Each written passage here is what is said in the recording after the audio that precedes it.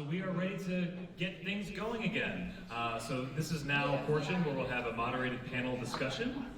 So I'm Wells Harrell, chair of NAACP Arlington Branch's Housing Committee, so I'll be moderating the panel.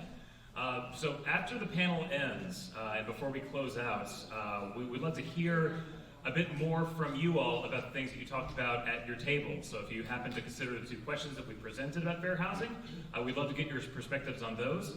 But for now, we will turn to our panel discussion. So I'm delighted to be joined today by two experts in the field, Laura Dobbs and Susie McClanahan. So Laura is the Director of Policy at Housing Opportunities Made Equal of Virginia, or HOME for short. Laura advocates for state and local policies to dismantle housing discrimination and expand housing choice. Prior to joining HOME, Laura was the Deputy Director of the Center for Housing Advocacy at the Virginia Poverty Law Center, or VPLC.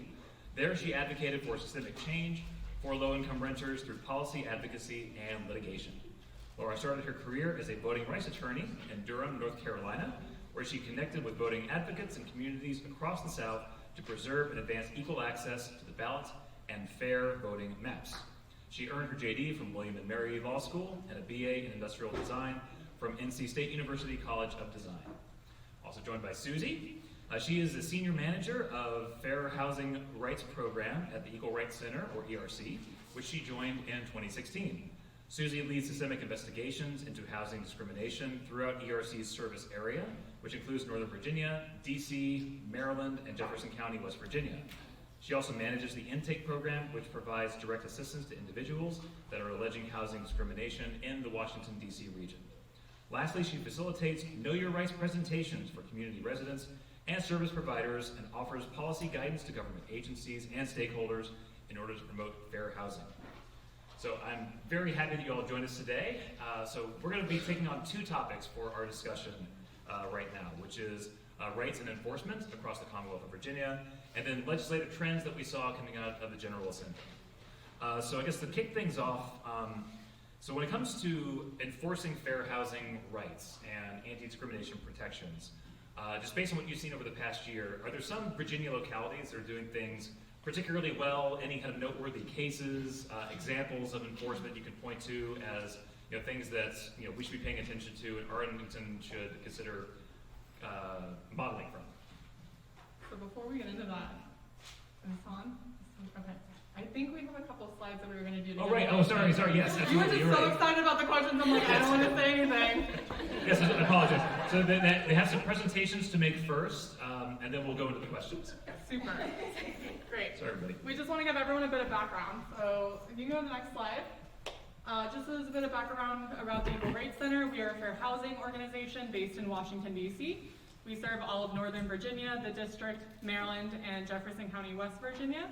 And we seek to identify and eliminate discrimination in housing, employment, and public accommodations, both in the larger region as well as nationwide. You can go to the next slide. Oh, I already said that.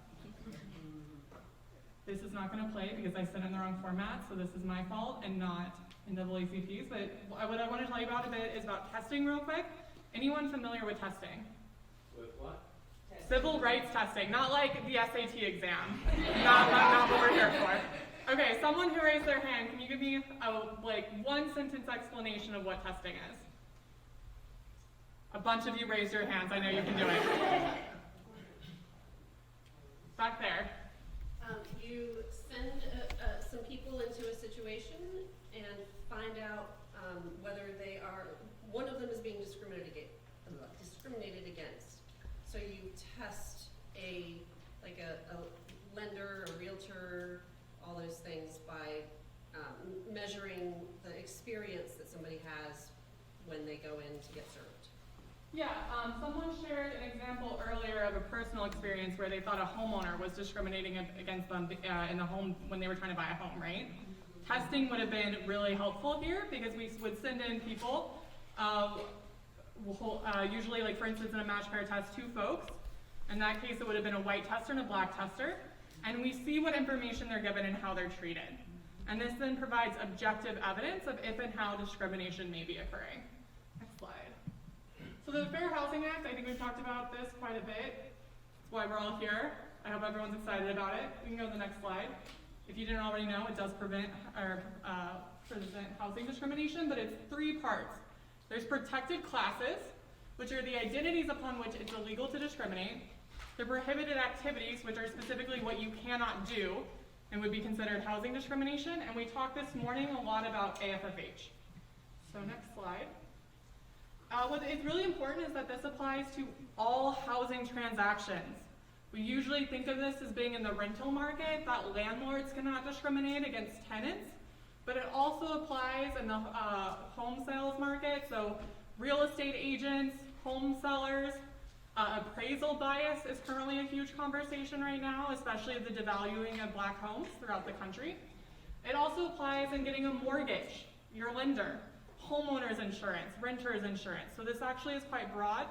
It applies to condominium associations, homeowner associations, kind of anyone in the housing realm. Next slide. Now we have 7 protected classes. First one's race, color, national origin, which refers to where you are from, but also where your family is from, or where you're perceived as being from.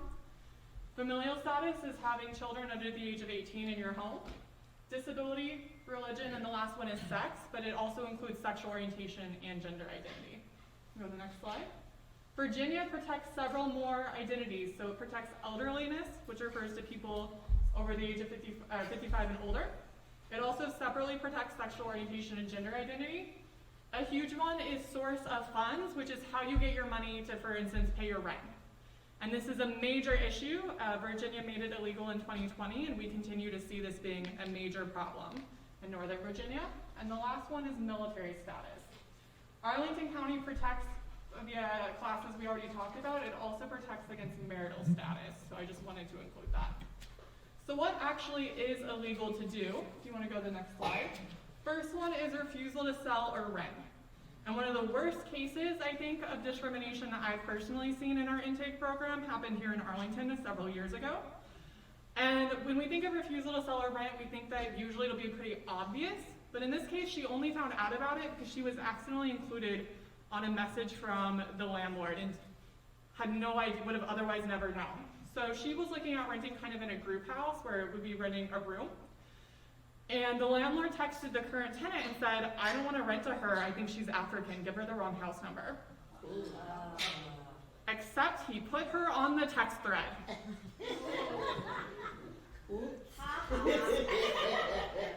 So he was planning to ghost her, right? He had made assumptions, simply based on text message conversations she had with him. She has no idea how he assumed her race. She is a black woman. And he decided, simply based on those interactions, he didn't want to rent to her. And so he was just going to lie about it and essentially kind of get her pushed away. She told me after that happened that actually this was so common of an experience for her, that just being treated differently as a black woman, that she planned not to report it. And it was only someone else that told her that this was really bad and that something could also be done about it, that she ended up calling our office. Ultimately, this went to the Virginia Fair Housing Office. This landlord said absolutely wild things while under investigation for race and national origin discrimination. He literally told the investigator that he didn't mean African, he meant Nigerians, and everyone knows Nigerians are scammers. He is under investigation for race and national origin making these comments. Ultimately, the VA OAG ended up suing on her behalf, and she ended up getting a settlement of about $20,000. I'm gonna take questions later because I want to make sure everyone gets to present. Is that okay? Great. So this, I just want to be clear, we think refusal to rent or sell super obvious, but that's not really always the case. We also have discriminatory terms and conditions. So for instance, say families with children are having rules enforced against them, like noise policies, but they aren't being enforced against anyone else. That would be an example of discriminatory terms and conditions. Advertising a discriminatory preference. Anyone have any guesses as to what probably the #1 thing we see for this one is? Female only? No. No. Interesting, no. No kids. Religion? No vouchers. Housing. Yeah, no vouchers. Yeah. #1 issue for sure. Misrepresenting availability is about essentially misrepresenting that a unit is not available in order to avoid renting. So for instance, we had a voucher holder in DC tell us, hey, I did a unit tour on 8th Street. You know, the unit was really nice. The moment I disclosed I had a voucher, the agent made a nasty facial expression that said vouchers were accepted, but it got really weird. The vibe was off. And after I went through, you know, the search, they ended up saying like, that there was a really strong application in, and I don't know if that's true or not. Like, I don't wanna waste my money, but if it's not true, like, I think he's lying. I think he doesn't wanna rent. So we did testing, we had somebody contact them with a voucher, and was told the unit was off the market. Next tester contacts them without a voucher, and not only is that unit available, but there's other available in the building. Wow. So that's misrepresenting availability, and why testing can be a very powerful tool. Blockbusting is a historical form of discrimination that we don't see much anymore, so I'm not gonna cover it. But steering is where we push people towards certain neighborhoods, right? If you make assumptions as a real estate agent about where someone wants to live based on their race, sending them only to neighborhoods where they, you know, are in the racial majority, things like that, that's steering. Next slide. Harassment, threats, intimidation, and coercion are also illegal. Inaccessible design in multifamily housing built after March 1991 is illegal. For context, this essentially is like somebody who uses a manual wheelchair should be able to navigate, not necessarily even super well, but should be able to navigate a property built after 1991 so that they have access to those units. Retaliation and any other conduct which makes discrimination unavailable is also illegal. Next slide. So just to quickly wrap up, just so that you all know services that the ERC provides, we do advocacy with individuals to address housing discrimination. For instance, we talk to a lot of voucher holders that encounter barriers in the process and simply just want to be able to fairly apply to that unit. So we'll send letters to landlords explaining source of income protections, or in Virginia, source of funds protections, because they just had to use different language. Notifying them about source of funds protections and asking them to be able to apply, things like that. So just trying to address the issue directly with the housing provider. We also assist people with disabilities with making reasonable accommodation requests in housing or modification requests, things like an accessible parking space, support assistance animal, things like that. Next slide. And then finally, we assist people with filing housing discrimination complaints at the Virginia Fair Housing Office, HUD, or similar situated offices. We do civil rights testing, as I talked about, and we also do surveys of multifamily housing to make sure that they follow the accessible design and construction requirements. I think that's me. Is that the last slide? Let's find out. I made these this week and I cannot remember. Amazing. Okay, great. We're moving on to Laura. Passing the mic. Great, thank you so much. As you mentioned, I'm Laura Dobbs. I'm the Director of Policy at Housing Opportunities Made Equal. We're a statewide fair housing organization, similar to ERC. We do fair housing testing and trainings. We go to the next slide. But in addition, we also do housing counseling and education. We run some homeownership programs for the Richmond region, foreclosure prevention. It's something that Helen mentioned earlier this morning. We have what's called a Move to Opportunity program. We work with voucher holders in the city of Richmond to help them with that housing search and navigate that process. And they stick with that family for do that first year with their voucher to make sure that they're successful. And we also have various financial literacy courses and courses for people who are interested in home ownership but aren't sure the steps to build credit and how to get to that point.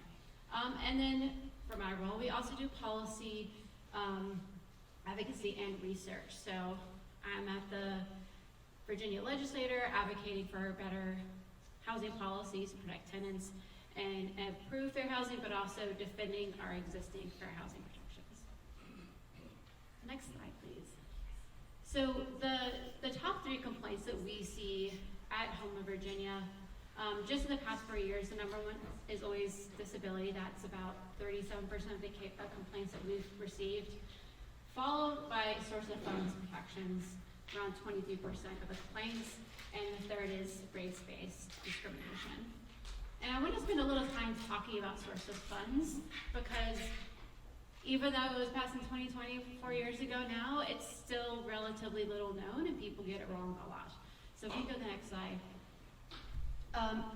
And I think a lot of people have a perception like, oh, this is just about making sure that people accept Section 8 vouchers. While that was certainly top of mind when the General Assembly added this protection, it is much more expansive than that. It applies to any source that lawfully provides funds to or on behalf of a renter or buyer of housing. Any of that assistance includes any assistance, benefits, subsidy program, whether it is provided by a government entity or a non-government entity. So what does this look like? It's everything from housing choice voucher, but also disability benefits, social security income, veteran benefits, temporary emergency housing assistance. All of those types of things are covered under the source of funds protections. We can go to the next slide. And it shows up in a lot of different interesting, terrible ways. Obviously the most glaring example is refusing to rent or sell to someone based on their source of funds. But we also see it in how they're imposing different terms in the advertising and misrepresentation of availability, all which are prohibited conduct under the Fair Housing Act. Go to the next slide. But there are some caveats to the source of funds protections. It is unique compared to all the other fair housing protections in Virginia. You can still consider financing during a housing transaction. You just can't do it in a discriminatory way. For example, if you're selling your house, you're allowed to consider different offers based on those terms and what the financing terms are for the person who's making a bid on your house. But you have to do it in a way that doesn't violate the Fair Housing Act. Similarly, if you are applying for housing for rental, the housing provider can still ask about your income on the application and verify that. But this is where landlords get around a lot. You cannot refuse based on the duration of those funds. So let's say you have a family that is trying to get out of homelessness. They have an emergency voucher that may only cover 3 months. The landlord can't discriminate just because, well, that's only for 3 months, I'm not gonna accept it. You cannot predict what the future is gonna hold. And if we have people continuing to deny people on that basis, no one's gonna be able to get out of homelessness. And you have to apply the screening policies fairly across the board.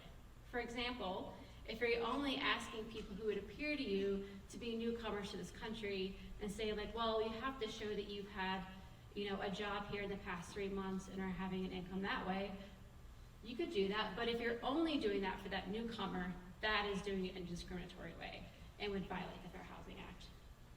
Similarly, income qualifying criteria must be applied fairly. We go to the next slide. Unfortunately, there are exemptions to the source of fund protections. It was necessary to try to get this bill across the finish line and enacted in 2020, and hopefully we'll be able to revisit in the future to remove some of these exemptions, but they are important to know. First off, it is on the burden of the person who is claiming the exemption to prove that it applies to them. So, who is exempted? It would be a landlord who owns 4 or fewer units. So, if I own a duplex, which is 2 housing units, I am exempted from the source of funds protection, the Fair Housing Act. However, if I have a bunch of different LLCs that I have an interest in, and I own, 6 different duplexes, I can't escape liability by hiding behind the LLC. Hence, if you own 10% or more interest in 4 or more units, you are not exempt. Similarly, and this second part I think was added specifically because of Section 8 vouchers, if that source of funds is not approved within 15 days, the landlord could back out and say, I'm sorry, I'm trying to rent this to someone, I'm not gonna hold it vacant for you, and they would not be found to be violating the Fair Housing Act. But there's an important caveat to that. The landlord actually has to participate in good faith. Where we see this fall apart a lot is if you have a voucher holder, in order to place the voucher in that housing, that typically the unit has to go through a quality inspection standard. Basically, does the unit have working electricity? Does it have running water? Does it have heat in winter? And some housing authorities are pretty notorious about being really slow in scheduling those inspections. But if the landlord is making that difficult by not answering their phone, by locking the door, by not showing up, that would not be acting in good faith. And if they're the cause for the delay, they cannot point to this exception to try to get out of it. And I have a bunch of examples, we can skip them for now for the sake of time, about how these play out, but so if we can go past a few slides. I'm happy to share them after the fact so you can take a look yourself. But what does this look in Virginia? We've seen an increase in source of funds complaints to the Virginia Fair Housing Office since it's passed. These numbers are pretty moderate. We would hope to see a lot more complaints because we know this violation is happening, but there is an uptick. And I think there's a couple reasons to explain an increase, but also why the numbers are still pretty modest. One, housing authorities are doing a much better job of informing voucher holders that this protection exists. However, education for the public at large is still pretty limited. You have to remember this passed in 2020, we very quickly went into a pandemic, and a lot of those outreach efforts were kind of halted. And a lot of people aren't aware that it exists in the first place. So one of the things that our organizations are working really hard to do is to make sure that people know that this protection exists. And not just people with voucher holders, but landlords themselves who may be unwittingly violating the Fair Housing Act. Go to the next slide. So what does that look like in Arlington? Like I said, when we passed the source of funds protections, even though it applies broadly, it was very much with voucher holders in mind. It used to be, and still is, unfortunately, pretty common to see housing providers and their advertisement have things like no Section 8. In other states that don't have these protections, they've successfully brought lawsuits to show that it's a racial justice issue. Black households make up a disproportionate size of the number of families who have vouchers, and that's true even in Arlington County. Around 59% of voucher holders in Arlington are Black, non-Hispanic, 17% Hispanic, and only 17% white, non-Hispanic. Compare that with all renter households, roughly 12% are Black, 15% Hispanic, 57% white, versus the total population of Arlington. That's a pretty stark difference. And so when you have a landlord who is discriminating against someone who has a voucher, you're looking at potentially two different types of discrimination happening. One based on this new protected class of source of funds, but also race-based discrimination. The voucher program was designed to help affirm really further fair housing, making sure that families have, could take the subsidy and go seek out areas of opportunity. Areas with better schools, with being closer to jobs, better transportation access, better health outcomes. But we cannot fully realize the promise of what this program is if we continue to allow source of funds violations to happen. And if we can go, and I will note, go back one sec. 58% of housing choice voucher holders in Arlington still live in a minority census tract. So it's not quite working here in the county. If we go to the next slide. And to give a picture of what this looks like, admittedly, I am not from Arlington. I'm not super familiar with the landscape, but this is just some census data I was able to pull. So this is divided up by census tracts. And if you're looking at what the housing landscape looks like, so on the left side, this is total number of owner-occupied units.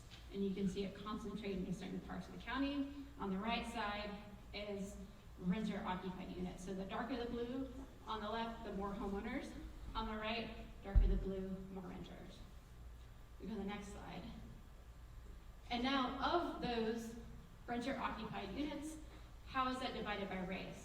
So on the left side, of renter-occupied units, the darker blue means there's a higher concentration of white families. In the center, the darker blue is a higher concentration of Black families. And on the far right, the darker blue is higher concentration of Hispanic families. Still very much seeing racial segregation in the county. That's for renter households. And the same holds true for owner-occupied housing. If we go to the next slide, you see similar patterns of where people are living based on their race, whether or not they're a renter or if they're an owner of their unit. So when I was pointing to that statistic about 58% of housing voucher holders in Arlington still living in minority census tract, this is what it looks like. We still have segregated neighborhoods and communities, and the promise of that voucher program to help desegregate is not being fully realized. And I think that'll help inform the rest of the discussion. So thank you. That's all my slides.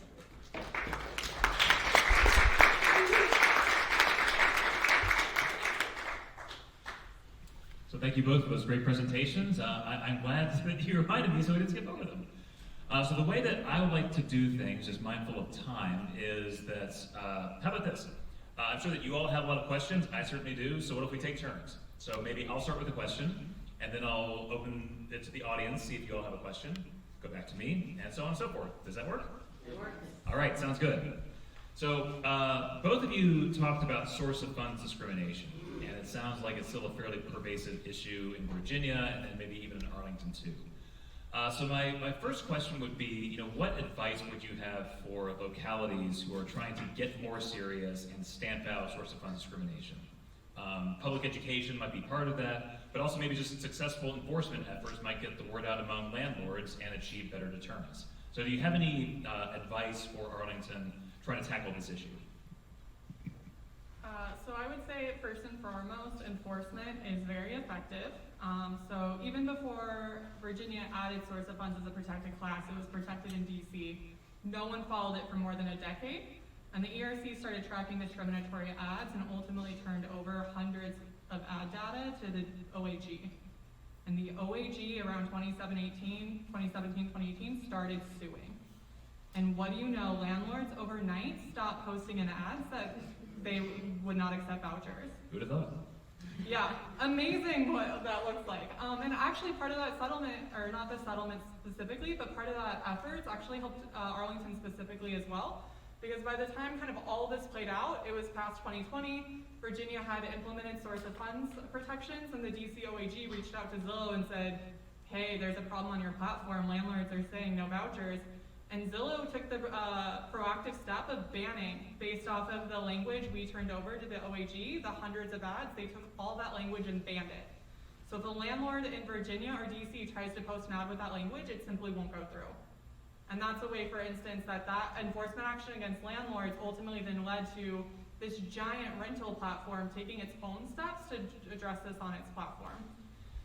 In addition to enforcement, by the county, by private fair housing centers like Home and ERC, it's also really important to educate voucher holders. When we talk to people with vouchers, once they're aware of their rights, they'll say, well, I've already talked to 4 landlords that told me they didn't take vouchers. Are you telling me that's illegal? How's that possible? Everyone is saying it, right? And so also making sure that voucher holders, Arlington County has a housing choice voucher program, making sure they all are aware of their rights, because who's gonna find out where the discrimination's happening? Voucher holders while they're looking for housing, right? So making sure that we're doing education with the right people so that they're aware of their rights. Yeah, I think that's right. And to add to that, I believe on Arlington's page when it talks about the Housing Choice Voucher Program, they do have a letter on there that a voucher holder could give to a prospective landlord to say, hey, this is a protected class. But there's hardly much information in there, and it doesn't cover the common ways that we see this discrimination come up. One of the most common has to do with how they're calculating someone's income. A lot of landlords require that your monthly income, that you make at least 3 times the amount of rent in order for it to be affordable. But a lot of them are calculating this incorrectly. They're adding the voucher amount, counting that as someone's income, and assessing it against the total amount of the unit rather than how much the tenant would be responsible to pay for. That's what they should be doing the income criteria on. Thankfully, we have really great guidance from the Virginia Fair Housing Office about how this applies. And if Arlington wants to have better education for voucher holders and for landlords alike, I think it would be to beef up that letter to really point to our existing guidance in Virginia about how they calculate income and other ways in which common practices lead to ongoing discrimination for source of funds. And similarly is that your Human Rights Commission should really take these claims seriously. It's not a perfunctory law. If you want to further fair housing, you need to start taking source of funds complaints seriously, and you're not going to get the complaints in the first place if people don't see you as a helpful resource that's going to help them actually get access to housing. Fantastic. So now it is the audience's turn. So yes, there in the back. I'm wondering if this has to do with income source. South Arlington, along Columbia Pike, if you're not from this area, we're very diversified for ethnic background, I would say.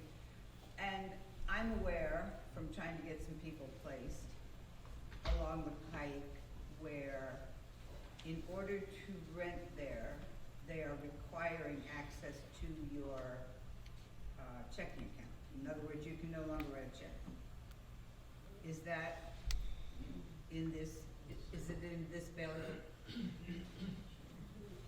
Yeah, this is an issue that we've been hearing increasingly become a problem across the state, where some landlords are trying to drive people to only paying rent through online portals. Oftentimes it requires some type of transaction fee just to pay a rent. Others requiring withdrawal directly from a checking account. And this has been an open question, is like, when does that become source of funds violation? Unfortunately, we don't have any good litigation guidance in Virginia on what that means. But the General Assembly has tried to address this through legislation. One of the efforts this year was to pass something that if a landlord can charge a transaction fee, but they have to leave open some way that a person could pay their rent that doesn't require some type of transaction fee. Similarly, you know, if someone, not everyone has a checking account, there is income disparities on who has access to a traditional bank, and so discrimination shows up in that way as well. Unfortunately, this is one of those bills, despite bipartisan effort to get that bill across the threshold. The governor vetoed the legislation, but I know there's a commitment from legislators to tackle this issue again next year. But as far as source of funds, I don't know if in DC you had good progress. I will just say the DC law is extremely different than the Virginia law and is much more progressive, so it doesn't even feel fair to compare it in this case.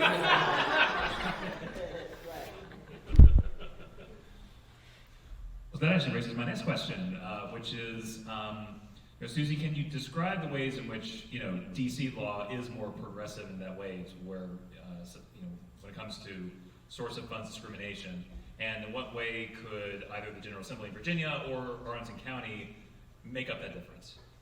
Sure, so a lot of what we see, even once a jurisdiction has source of funds or source of income protections, is credit is a huge issue. So voucher holders may essentially be able to apply, but if there's a 750 minimum credit score, who's actually going to meet that? And so in light of that, actually just only 2 years ago, DC really beefed up its source of income protections and said, one, you don't even need to run a minimum income requirement when someone has a voucher, because the housing authority is already determining what their portion of the rent is based on their total income. So there's no need for you to separately check. So you cannot deny a voucher holder based on their income level categorically. Second, they said you can't deny a voucher holder based on their credit score or lack of a credit score. Third, they said you cannot deny a voucher holder for credit history that occurred prior to their receipt of their housing voucher, because that voucher has fundamentally changed their economic reality, right? They probably have bad credit because they were struggling to pay rent, which is what qualified them for a voucher. And we know that there simply aren't even enough vouchers for everyone. So you can't review negative credit history that occurred prior to when someone got a voucher. And lastly, you cannot consider negative or non-payment or late payment of rent that occurred prior to one's voucher, because the reasons that may have been occurring have probably changed since they got a housing voucher. And so these protections like really recognize the specific context in which somebody has a housing voucher. And we have seen, one, that it is a major game changer in people actually being able to access housing, but also two, housing providers in DC are categorically ignoring the law and are kind of having to be pulled and dragged to accept that it actually exists. So we are still seeing rampant source of income discrimination in the district. We see, you know, source of income discrimination in Maryland. But adding those protections actually means that voucher holders can secure those units when these other sorts of criteria are being used to keep them out. Yeah, and I will say that the Virginia legislature tried to address this, not through the Fair Housing Act, but through our landlord tenant protections. One of the bills we were pushing this year is just transparency around the tenant screening process. someone who hasn't rented in a while might not know what that's like, but a lot of landlords use these third-party tenant screening companies to assess basically a risk factor whether or not to rent to that person. So they're pulling everything from their criminal history, which oftentimes includes even arrest records when they have not been convicted of a crime. Any eviction record, regardless of whether or not the tenant ultimately won the case. And they're also looking at credit scores, even though that's not what credit scores were designed to do. They're meant to assess your ability to take on debt. I always like to say the rent eats first, and so you cannot base someone's ability to pay the rent based on a bad credit score, because that's just a different calculations in how someone is spending their money. Anyways, so the protections that we're trying to get in place is like, one, having a landlord disclose what are those basic screening criteria that they're using when looking at someone's application. That way someone can make better informed decisions about where they're gonna apply for housing.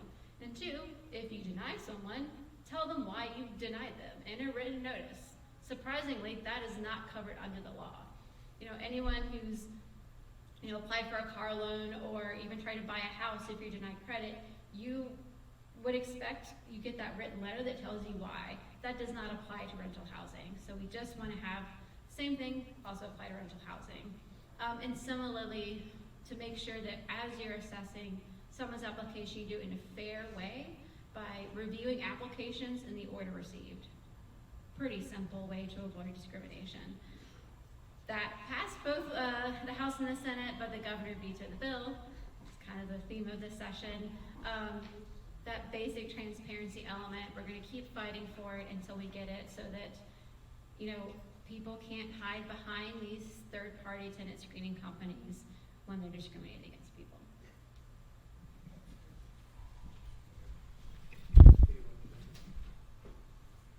So we got two questions back here. The person who hasn't asked one yet. Helen has the power right now. You already asked. I'm gonna give it. But you're in the lead. Oh my god. Okay, so this is kind of a specific question. I used to work for a voucher subsidy in DC and PG County. Is it source of income discrimination if the landlord raises the rent beyond the fair market rate for the voucher? And that does apply to, I think, Section 8 has different standards. We had different standards in Section 8. But if they raise that beyond that limit, and we had that happen in kind of like neighborhoods where the rent was increasing, they would increase, like these are kind of like the, you know, quote unquote, more expensive, like higher income neighborhoods. Does that qualify as source of income discrimination if they're able to raise the rent legally? You're talking about when landlords, like, they have a tenant, they raise the rent, but that rent is then more than what the housing authority will pay, and so the voucher holder has to move out. Yes. Generally speaking, I don't think the protections usually cover that. We have, however, seen cases where landlords change the rent amount based on whether it's somebody with a voucher or somebody without a voucher paying. And they'll even tell folks with vouchers, well, why does it matter? Because you're not the one paying the rent. So we'll just charge you more and collect more. And this was actually a huge problem in the district specifically. There was a large predatory submarket targeting voucher holders to make more money off of them. But generally speaking, if you're charging different rent rates based on somebody having a voucher versus not having a voucher, that is likely to be source of income protection, source of income discrimination, whether you're in DC, PG County, or Arlington County in Virginia. In cases of rent increases, only I think if you could prove that they were raising rents differently for folks with vouchers versus folks without vouchers, would you likely be able to prevail on a source of funds claim?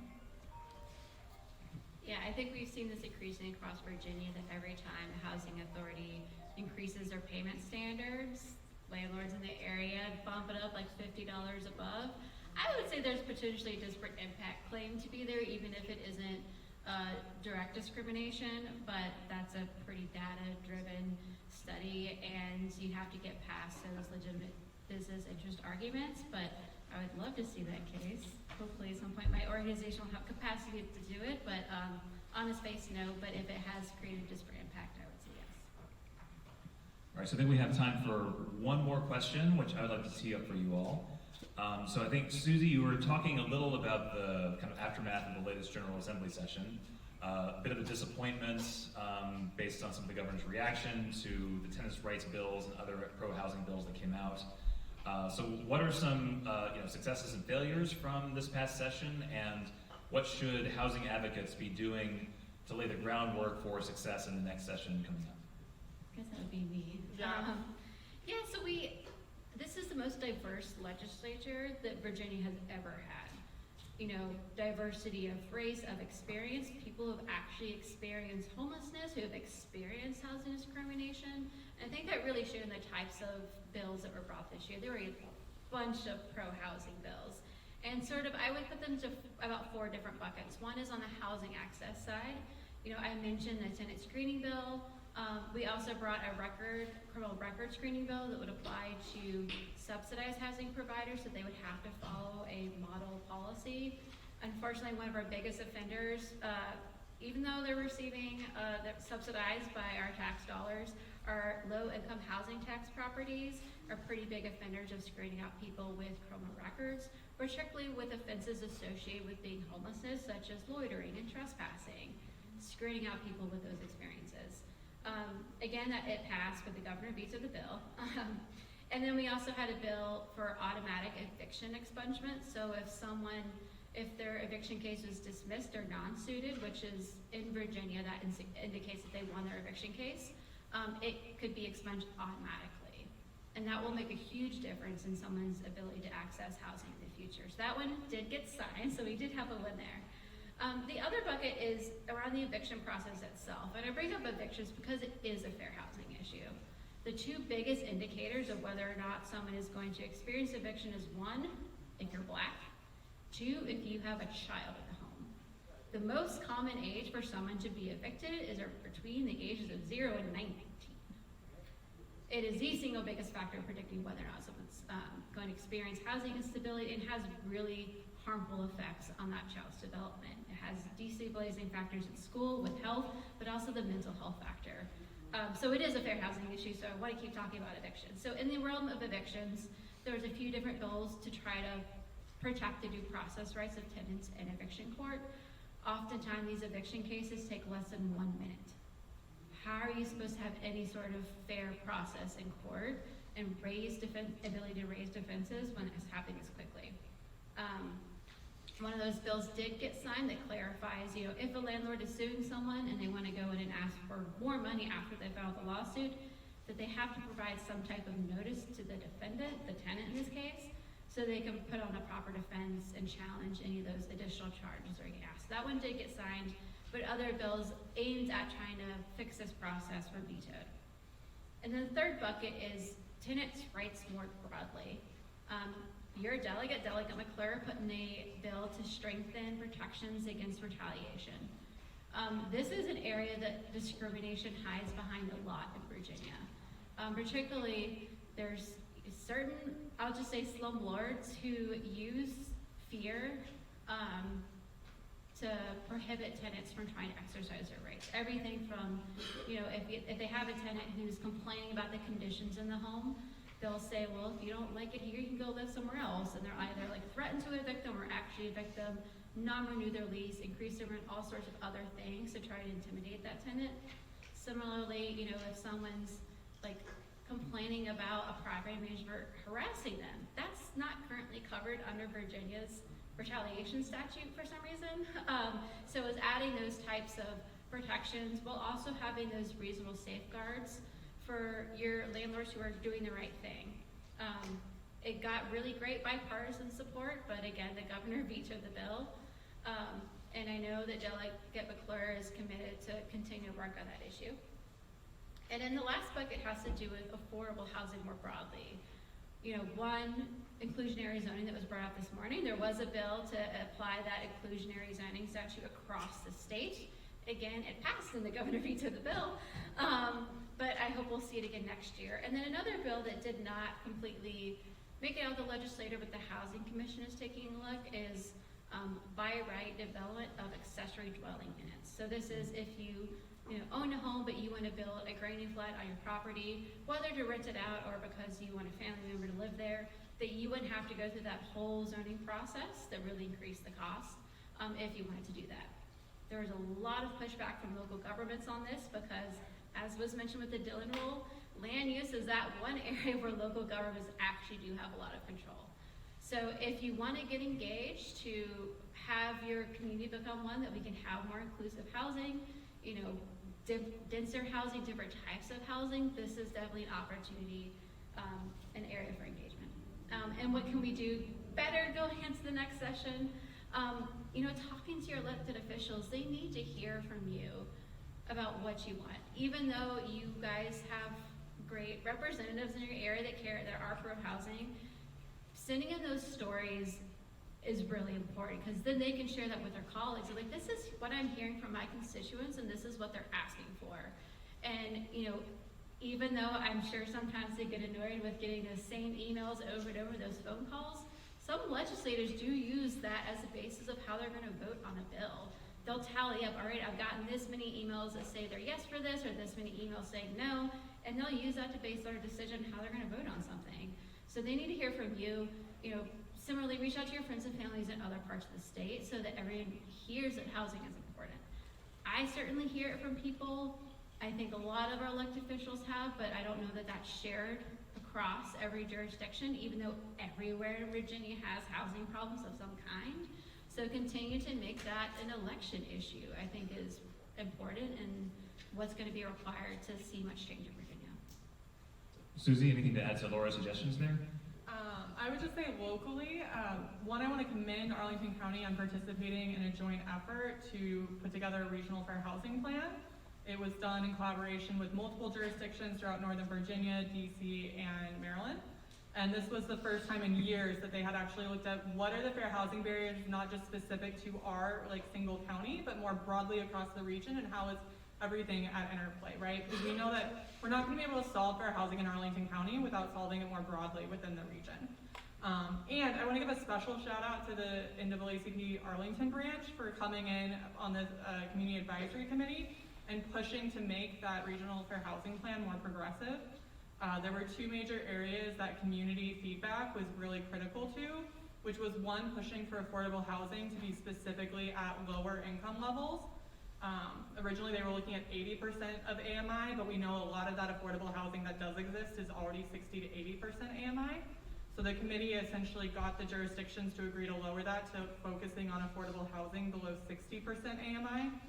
And the committee also pushed for there to be fair housing testing across the region to more broadly actually look at systemically what's going on so that the enforcement burden does not lie on individuals to report, but that we as a community are actively seeking to address segregation and housing discrimination.